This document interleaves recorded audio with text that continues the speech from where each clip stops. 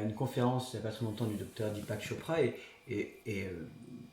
alors, j'ai essayé de le saisir comme je pouvais, c'était en anglais mais pas forcément bien traduit au bon moment. Il expliquait que le café mélangé avec des oléagineux, eh bien, justement, était favorable à consommer ensemble. Non. Non.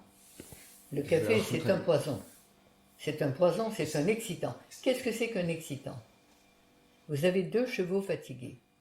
Au premier, vous donnez de l'eau, il boit, de l'avoine, il mange, une litière, il dort.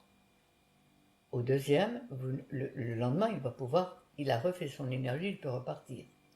Au deuxième, vous ne donnez ni à boire, ni à manger, ni de sommeil. Et vous voulez qu'il reparte sur le champ. Qu'est-ce que vous faites? Vous lui donnez un coup de bâton, un coup de cravache, un coup de fouet. Il va puiser dans ses réserves l'énergie nécessaire pour repartir.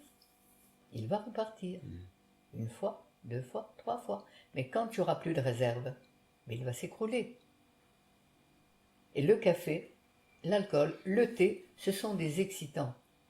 Ce sont des chèques sans provision. Ils vont puiser dans nos réserves. Là, j'ai envie d'être un peu pertinent, Irène, et vous m'en excuserez, mais j'ai envie de vous dire, la nature, pour moi, elle a créé des choses qui sont nécessaires. Le lait, c'est nécessaire pour les veaux, mais le café... le lait des vaches, il est fait pour les veaux. Il est fait pour les veaux, voilà. Mais le lait des lapins pour les petits lapins. Pour les petits lapins. Mais le café, il a bien une vertu, il a bien quelque chose. Mais il est grillé, il est noir. Et c'est dans le grillant qu'on a créé ce poison qui excite. Mais le café, si on le cueille dans la nature et qu'on le mange, ça n'a rien à voir. C'est comme le thé. Ça, c'est une information importante. Oui, évidemment, mais le café, c'est un élément naturel, mais qu'on a grillé. Le raisin, c'est absolument parfait. Vous ne mangerez pas une grappe de raisin de plus. Mais par contre, le raisin transformé, devenu vin, vous pouvez en boire un verre, 2 verres, 3 verres, et beaucoup plus.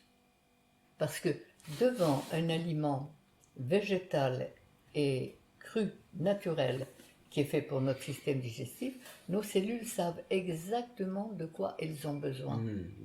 Et on est attiré par les fruits ou légumes dont on a besoin.